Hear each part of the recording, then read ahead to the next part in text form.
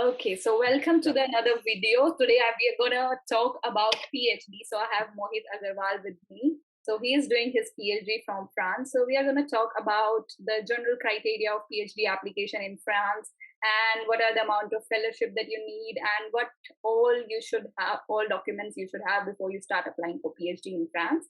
So thank you, Mohit, for joining in today on this channel. A lot of people, they want to know also about the other countries, what are the criteria, not only about Israel and India.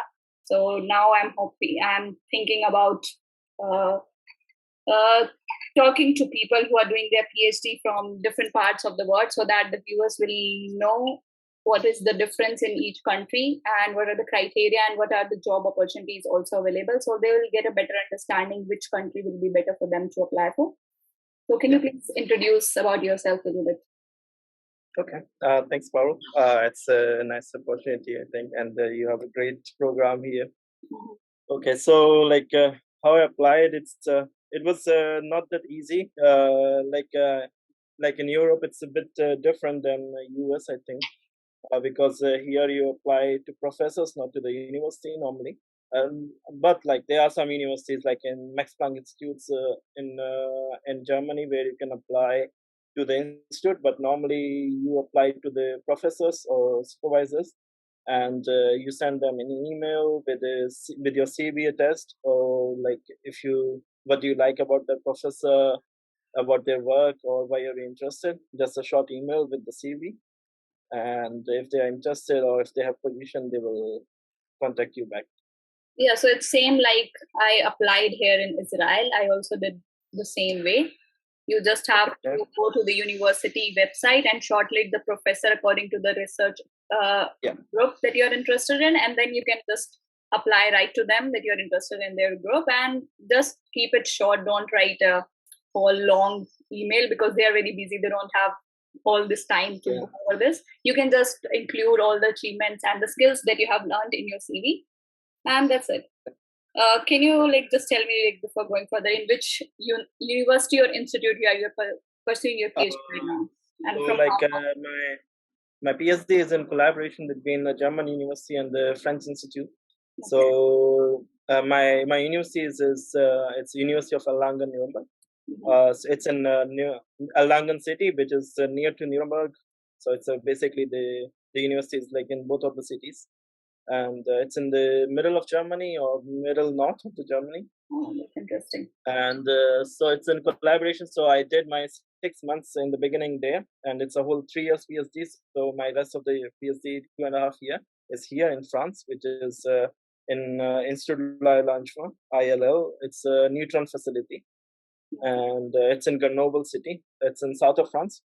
So yeah, it's like the collaboration project, and like for example, my institute has a lot of collaboration project with a lot of universities in Europe, or also like in Israel and others.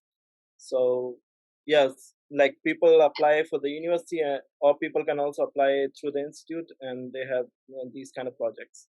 So was this collaboration already planned before you applied for this position, or it happened later on? It was already planned. I didn't know in the beginning, but when I applied, but it was already planned. So like they have particular projects where they where they need to use the neutrons. We have the neutron facility here. So basically, what we do, we characterize the samples or the compounds with different neutron techniques. So, for example, my technique is small angle neutron scattering. So that's why we needed the neutrons. I will go in the details later. What is this technique about? But we use the neutrons with these particular projects. That's why there is a collaboration. So many collaborations with the universities, and there are many PhD students work like that. As you already mentioned, like it's a 3-year program, right? The PhD over there. Yeah. Okay. So, like, do students usually finish in 3 years, or does it take like 3 to 4 years, or is it like do they have to finish in 3 years? Is it there's a like this? Actually, it depends. Like in France, it's very strict to do it in 3 years. But as my university is in Germany, so in different universities in Germany, they have different durations. So for example, in my university, there is 3 to 4 years. so I can extend my PhD there for half a year or 1 year max. And like for example, in if your university is in Netherlands or in UK, then you can do it in 4 years, 4.5 years, something like that. Yeah, the duration of the PhD varies from country to country, and you can also extend it depending on the research group that you're in, if you have like sufficient funding. So there's no such fixed duration for PhD. And let's talk about the fellowship, because most of the time people ask me that how you are financing all this by yourself, because they don't know that we get paid we get monthly fellowship during PhD, and most of the time they say that we want to study abroad, but we are not financially strong. Then I said, then what do you think, that I'm bearing all these expenses? I'm taking all the expenses from my family. No, I could not have survived 4 years in Israel doing that. So let's talk about that. I think it's a pretty good amount of money they gave us here. For example, in Germany, the basic salary for a PhD student, if it's not a special fellowship, the basic salary in Germany is like around, if I say it in INR, it would be around 1,20,000, something like this. The basic salary. So around 1,400 euros, I think. And but like if you get some Marie Curie fellowship, so there are some programs as well where you can apply through the scholarships, Marie Curie, or I don't know if Helmholtz is for PhD or just for postdocs, but there are different fellowships. And in Max Planck also they have different fellowships, and they have different amount of money. So for example, in Marie Curie you get around 2,000 euros, which is around 1,60,000-70,000 rupees. I think it's more than that. Yeah, because like what I know, like we also have Marie Curie fellows in our lab, and they get double than what we get paid, because they are getting it from Marie Curie. So they get almost double, which is, I think, 3,000, which is approximately more than 2 lakh per month. PhD. I mean, it's possible that it can vary from country to country. Like Israel is a bit expensive, for example, Tel Aviv. Yeah, that could be a most expensive city. But I know some friends in Germany. They have around 2,070, 2,080 euros per month, which is 1,70,000 rupees. And for example, in Netherlands you might get a bit more, and in Switzerland you get higher salary, around maybe more than 2 lakhs, I think. And in France also around 2 lakhs. 1,400 euro is a standard. I mean, that's the minimum, and you can also get paid more than that, depending on in which research group you're going and how much funding that research group is getting, right? Yes. Yeah, so if you're thinking of applying and going abroad for PhD, you don't need to worry about the finances. In most of the PhD position, you will get monthly fellowship funded. If not, if that particular group has not sufficient fund, the PI will ask you to look for out of funding from some outer sources. But you cannot survive 4 years or 3 years outside without getting any PhD fellowship. So if you are thinking of applying, then keep this in mind, that you're getting a PhD fellowship. Do you also need to pay tax on this fellowship in France? Yes. For example, in Germany, you don't have to pay, because in Germany it's considered as a student. Yes. We consider it as a student, but in France, we are considered as an employee, not the students. So we have to pay taxes, and we also have to file the income tax return and all. It's a common procedure. Everyone do that, so it's in fine. Germany, you don't need to. Yeah, in Germany, you don't need to. Yeah, in Israel also we are considered as student, not employees. So that's why we don't need to pay tax on our fellowship. But in US, it's other way around. They are considered as employees. So in US, you have to pay tax on your PhD fellowship that you're getting. Even for this exchange program, I also get fellowship after deducting that amount. So that's the other information. I would like to add here one more thing. The university fee.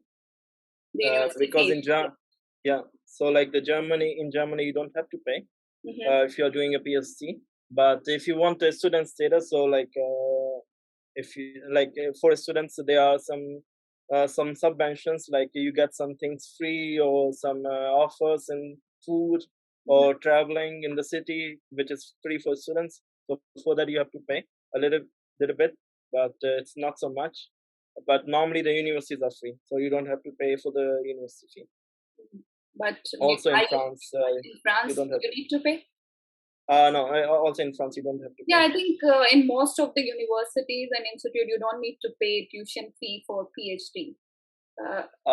In UK you need to. I think in US I'm not sure, but like the lab pays, not the person, but the lab pays for you. Yeah, the lab pays, but it's not that much as it is for the bachelor or master students. Oh, okay. Yeah, you don't because the lab, your supervisor pays for you, but I think it's not that much. In Israel also, you don't need to pay from your fellowship or your pocket money. You don't need to take care of that. So whatever amount you're getting as a fellowship, you have to cover your living expenses, your accommodation, your food and everything from that. And you can also save some amount from that if you are spiteful in spending money. Yeah. And what is the visa process for France? So like if you are coming here for a Ph.D, so which is of obviously more than 3 months, so it's not a tourist visa. So you have to apply for the talent passport. So it's a kind of a special passport visa which you get. It's a talent passport. So you get it for whole duration of your PhD, or you get it for just 1 year? No. First you get for 3 months. But it is expandable, so you can come here, you can extend it here. When you get the contract signed and all, then you get extended. For example, here especially in France, they give you 1 year contract first in the beginning, and after seeing how you're doing in 1 year, then they will give you 2 more years contract, and then you have to get the visa extension 2 times. So first time you get 1 year extension, and then 2 more years extension. Okay. So first you get your visa for 3 months, then you get it extended for 1 month, and then you get it 1 year. Extended for 2 years. Yeah, 2 more years. Okay. Okay. So is there also a possibility that, as you said, that they give you a contract for 1 year? So if they are not satisfied with your performance, is there also possibility that they will fire you from your PhD position? It's a possibility, but it's very, very rare. Like if you are doing really, really bad, and not listening to them, not coming to the institute at all, and if you don't have a good reason why you're doing that, then they can fire you. Okay. And do you also have to submit a proposal after 1 year or a certain year or certain time period in your PhD? Like these are the goals that you are going to fulfill. Like here in Israel, after 1 year, we have to submit a written proposal, and also we have to give a presentation in front of a committee. We will discuss that these are our goals of PhD, and this we are looking forward to accomplish in the remaining 3 years of time. So do you also have to do that after a certain period of time? It depends on the university. Like in France, you have to. In Germany, because my university is in German, so I didn't have to do it in front of the committee, just in front of my supervisors, which was not very formal, like very casual one. The normal meeting, I was showing them what's the progress of what I've done in my whole year, and it was like that. But in the end of your PhD, you must need to defend the thesis, right? Yeah. In the end of my PhD, I need to defend it. But afterwards. Okay. And talking about it, before when you apply for PhD position, do they look at your master's thesis? Because in India, like in most of the institute, I mean, like more than 50% of the institute, there is no possibility of doing a master thesis. So students, they don't really have good research experience during their masters compared to the students who are in France or in Israel. They have a really good research experience starting from their bachelor's. So is this like a drawback, not having a master's thesis? It's not a drawback. So it comes back to the process. So how they choose the PhD students. So it's like if they like you, if they like your CV. So in CV they don't look for the papers for PhD. So it's like it's not easy to get the papers in masters. So they also know that. So they just look like if you have done something interesting until your masters, or something related to what you're going to do. And if they find it interesting, or if they find your email interesting, then they will ask for an interview. And yeah, in the interview, they will ask all the questions, and what have you done in your masters, and I yeah, mean, if you after have, that they will. I mean, if you have done some internship or summer project, something like that. Yeah. I mean, that helps actually. That helps.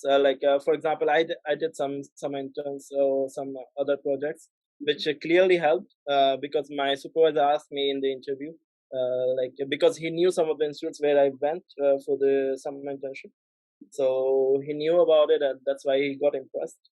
Uh, so it clearly helps, but it's not mandatory if you haven't done it. You just do good in the interview, I think. Whatever it is, it's not mandatory.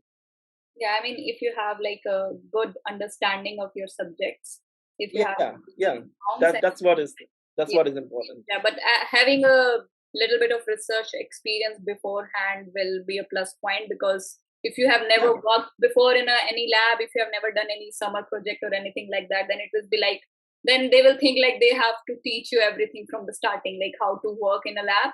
So it is always a plus point. Even if you are not in a good institute where there is no option of doing a master thesis, you can always look for options to do summer project or a winter internship that will help you when you will start applying. So I think that will be a Yeah. good opportunity. Okay, and apart from that, is there any possibility of working alongside your PhD or whatever degree you're doing, your master's or bachelor degree? Can you work on your visa? Like in bachelor's and masters, I know people who do that.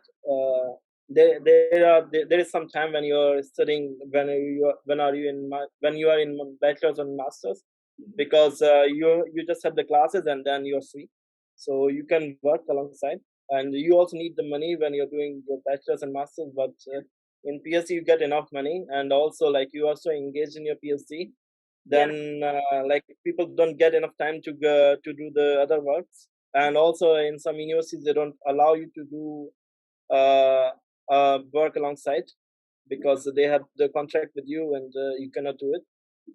So it's also possible, but it's very rare that a PhD student works side by side with the PhD as well, because it's too much, I think. Yeah, for the PhD. PhD students, I think it's not needed to work side by side. But if you're thinking of applying for masters, I'm asking this because like there is no such thing that the visa that you get there in France, it's not restricting you to work there. There is an option that you can work if you want to. Yeah. Okay, because in Israel it's not like that. You cannot work on your student visa. So that's why I'm asking to have like a clear difference, because yeah, it's written that like we cannot work on your student visa. We can work as a TA, but also for that we need special kind of visa. We need a letter from the university. Then they will say that we are permitted to work, but only inside the university for this particular job. We cannot work outside the university. So there are some strict rules in Israel about that. Yeah. And is there like, do you face like, we know that it's not an English speaking country, France and Germany both. So do you feel language restrictions while you are in the university or while you're going outside and in communicating with your lab mates or with your professor, or while you go to conference, like in general, what it is like? So like in the university there was a problem. Like in my group, everyone speaks English, so it was okay. But like if I was going outside the group, having the normal chat in the university in Germany, so like normally in universities, a lot of local people study there. So they of course will talk in German. Why they will talk in English? So yeah, language is clearly a barrier there. But if I tell you about here, like it's a very international institute where I'm working right now in France. So it's like here everyone is from different country, like all over the world. So everyone speaks English. In the institute there is no problem, but if you go outside, you have to learn a little bit, I would say. In some cities there are people who speaks English, but especially in France and Germany, you need to learn a little bit to survive outside. But like if you have some friend, or Google also helps, Google Translator, but like it's still a little bit of French or German will help. Yeah, so it's like the same what we are facing here in Israel. Yeah, almost the same. Yeah, Mhm. but like I would say, like in France, it's worse than in Germany. Germany people, I think, speak more English than in France. So yeah, language is more In like a Germany, barrier. they speak more English. Yeah, Okay. Okay. Mhm. but if you go in the northern countries like in Finland, Netherlands, Sweden, Norway, people are more fluent in English there. Okay. Yeah, so Yeah, it's not like you cannot live there if you don't know the language. I mean, no. yeah, you can, like, but doing like day to day basic things like going to supermarkets, everything is going to be written in like different language, and you have to use Google Yeah, Translate. So it's just like some little extra effort that you need to. yeah. I mean, and also it needs a little bit of experience. You don't really need to talk to them. Sometimes you just go to supermarket, just get the stuff.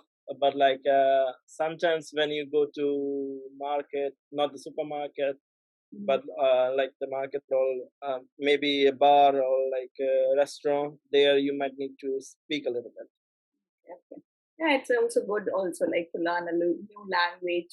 It's a good Yeah, experience. yeah, it's cool. It's cool. Yeah. Yeah. And what are the options like once you are done with your PhD?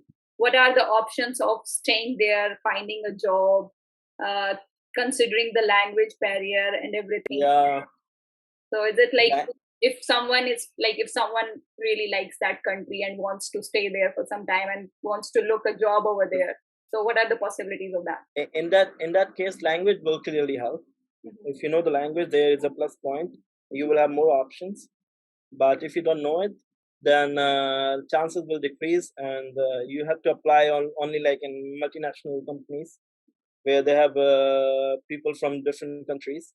But if you want more option, then you need to learn the language. But in general, the country and the government officials and the companies, everyone is open for international Yeah, students. they They yeah are they just are barriers. they are looking they are just looking for the talent. Mhm. So they are not like if you are not French, I won't give you a job. I mean, of course, it's a bit difficult for them because they have to provide the visa thing for you, and it's a little bit more documentation. Some people hesitate, but normally it's not the case. If you are applying like not a very big company, but even like in small companies, it's not the case. Mhm. They clearly help you, but you need to know the language for that. Mhm. Yeah. And in the last, like, if you want, what was your experience so far living there and studying there in that country? And from that experience, what you like to suggest or like tell the Yeah, incoming students when they think of applying to that country, or particularly for PhD, if you have any advice for the upcoming students? I really like it. Like for example, in India, I face a lot of difficulties in work, or also like in funding. So the labs were not so good. You don't have good equipment there. Here, it's easily accessible, which is nice, and the fund is way more than in normal Indian labs. I don't know if it's true for all the Indian apps, but like in JS and GNCSA or ISC, it's great. I know, but like in some others, it's not so Even great. like I think IIT Bombay and IIT Kanpur also it's good. It's also good. Yeah, like in some of the labs, it's not so good. Like here, it's better equipments and better facilities. Mhm. Other than that, I will keep the work aside. The personal life here, it's way much better than in India, I would say, because here people really try to balance your work life. There's a great work life balance. People, if they are working from 9 to 5, they will work from 9 to 5, and after that, they will just disconnect. Mhm. Even on the weekends, they don't even think about the work. They are on their holidays, they are on their weekends, they will just be there. They don't think about work there, and the personal life is very separated. There is there is no gray area in the work and the personal life. It's clearly separated here, especially in France. In Germany it's also like that, but like in France I really feel like it.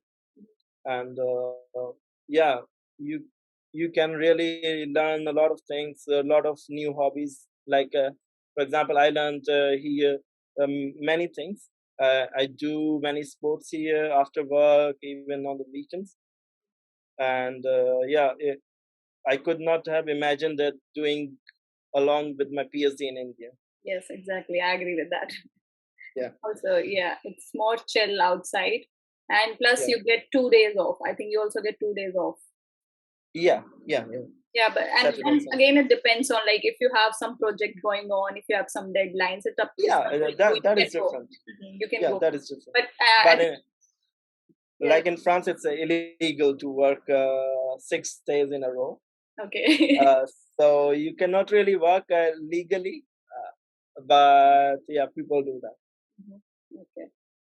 Yeah. And also, like it's forbidden for a supervisor to call you in the evening after work or on the weekend. It's illegal. They cannot. If they do, and you can complain. Oh. About That's it. serious. Okay, it's not that So, serious here, but like in that case, it's like it's very like personal life is very different than the work life. Yeah. That's actually good because like if you're continuous, like PhD is like it's already so much stressful. You have to manage so many things, and it's not like a job. Like sometimes your experiments work, sometimes they don't work. So if you're getting time for yourself, like 2 days or at least one day in a week, and you can just relax and chill, and then come back to the lab and be more like be more productive in your work that you're doing. It really helps actually. Like if you disconnect from the work at the weekends, then when you come back, you will be more productive because now you won't be thinking about the other life because you already lived that. So now you will focus on the other one. Yeah, I think that's one of the best things that students who are doing their studies from abroad really like about being outside India. Because in India, I have seen like we both did our we didn't tell this, but we both did our bachelor's and master's from the same place. He was my juniors, both in bachelor's and master's, so we both know how the work culture was there, and it was good. But now here it is better. No complaints. Yeah, and I also enjoy the different cultures here. As my institute is very international, so I have like people from different nationalities, so they have different cultures. So I really enjoy it to learn their cultures, their languages, and their food, which is great. Like like in India, we don't get that. So it's really nice to explore different people, different nationality, and what they do. So it's really great, and I really like that too. Also, the food. I mean, Indian food is great for sure, but like you should try others as well. They are nice too. Yeah, apart from that, like going abroad and studying there, being independent, it also adds so much to your personal growth and your mentality. It changes you so much. It widens your horizon, and it changed the way you used to think, and now you see things differently. Yeah, it really makes you independent. Actually, you do all the things by your own, and like you're cooking by your own, and you are figuring out all this stuff on your own, which really makes you independent, and it really helps you. So I think we answered most of the questions that students might have, like when they think of applying. If they have like any other questions, like I'll put down my email and maybe also your email, so you can like ask us like if you have any other questions or any queries and anything. So I hope that this video will help some students in any way, and in future I'll talk to other students also from other countries, and we'll talk about that also, maybe for PhD and for master for other courses. Thank you so much, Mohit, for joining.